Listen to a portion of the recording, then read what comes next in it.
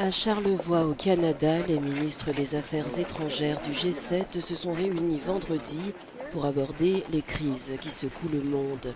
Au cœur des discussions, les conflits en Afrique, notamment en RDC et au Soudan, la guerre en Ukraine ainsi que la situation en Haïti et la crise au Moyen-Orient.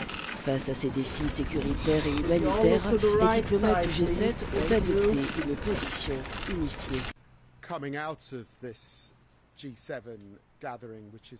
À l'issue de cette réunion du G7 qui se déroule à un moment extrêmement important, 50 ans après la création du G7,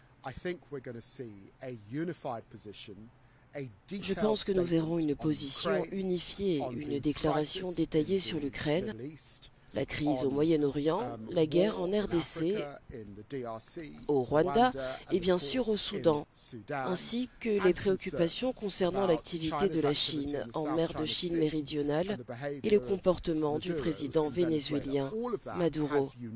Tout cela nous a unis aujourd'hui.